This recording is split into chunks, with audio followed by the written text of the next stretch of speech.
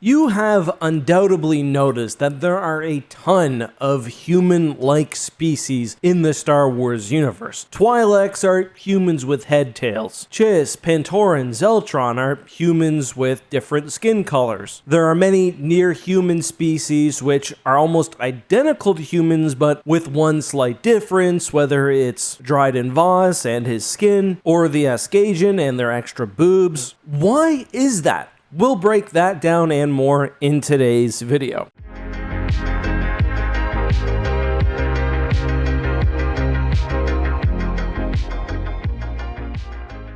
Hey guys, this is Justin. Hello and welcome to another video. We are talking the ubiquity of near-human species in the Star Wars galaxy. Often near-humans will be nearly identical to humans, sometimes even completely identical, with differences based solely on history or culture. Like, you're telling me the Achani aren't humans? Whatever.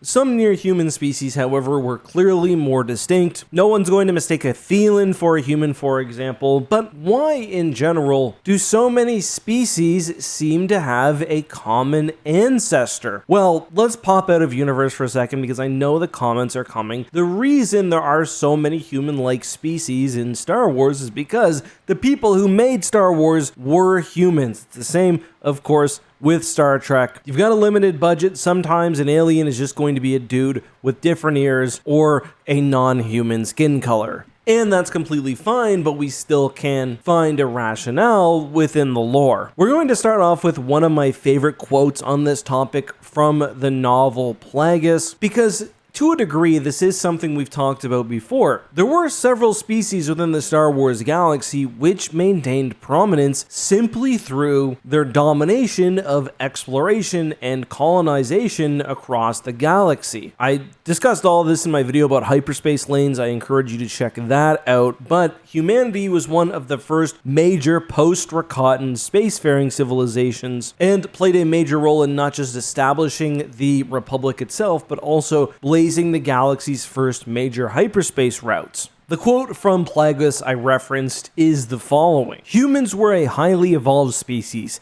Given their native intelligence and shrewd faculties, they deserve to be treated with the same deference Munes were afforded, and yet many of the galaxy's sapient species consider themselves equal to humans who had only themselves to blame. Unlike Munes, humans had no compunctions about lowering themselves to the level of less advanced beings. The slow-witted, disadvantaged, needy, and pitiful, making a pretense of equality and demonstrating a willingness to work and sweat cheek by dewlap alongside them. Humans could be found in every occupation, but what made them especially intriguing was their seeming intent to spread themselves to the far reaches of the galaxy, without any sense of control or planning, at whatever cost, and using up world after world in their insatiable quest as if their diaspora from the core reflected some sort of species imperative. More importantly, the Force seemed to not only allow their unchecked dissemination, but to support it. In human hands, Demas suspected, rested the profane future of the galaxy." So there is something, according to Plagueis at least, innate in humanity, which was a little bit different from many of the species within the galaxy. And you know, we read the novels from a humanocentric position, and we assume that other beings would be like us, that they would seek to spread and gain a foothold across the galaxy, but it makes sense that many, even advanced civilizations like the Munes, would not actually want to leave their protective cradle even if they were explorers. Notably, humans aren't in the Star Wars galaxy a species with a major biological advantage. I think of Mass Effect, for example. Both the Vorka and the Salarians live very short lives comparatively. The Vorka, 20 years, Salarians, 40, obviously the Visari far longer, but in Star Wars, human lifespan for most of the galaxy's prominent species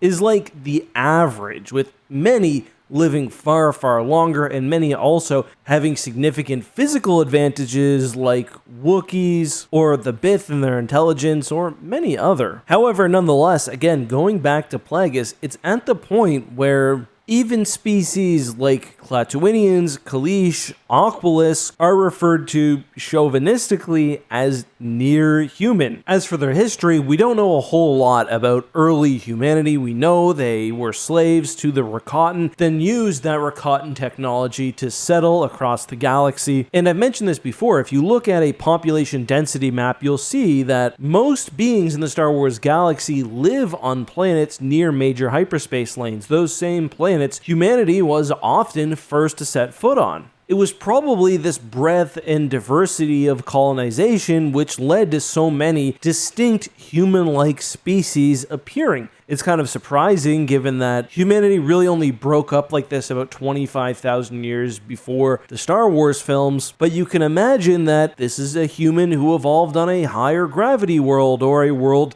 which gets not very much sun, or which has a different color sun. Humans in Star Wars also do seem to be particularly capable of breeding with other species. Now, part of that is because many of them had common ancestors. It's really not surprising that a human Twi'lek hybrid is easily possible. But we also saw, for example, the hybridization of the original Sith species and the human Dark Jedi, though it's also possible that the Sith of Korriban were initially descendants of some human settler group. Moving away from biology, I think it's also quite likely that humans have held a ton of political power since the dawn of the Republic, not only beating many species to the core, but also, as I mentioned many times, to the earliest Republic colonies. The inherent favoritism towards humanity would have benefited both humans and near-human species, and would have naturally produced situations and environments beneficial to anyone even remotely related to a human. That's certainly true in the Imperial era. Yes, Grand Admiral Thrawn faced much xenophobia, but he was a near-human. Had he been a Wookiee, it would have been a step too far. Humans are also fairly adaptable. Not the most hardy species again. Had Wookiees been put in the position of humans, they probably would have been even more dominant due to their innate longevity and physical strength, but humans have shown a remarkable ability to adapt to basically any type of planet across Star Wars, whether the humanoid Chiss on the icy world of Chilla to humans on Tatooine, Twi'lek on Ryloth, take your pick. Either way, that's my shot at the question.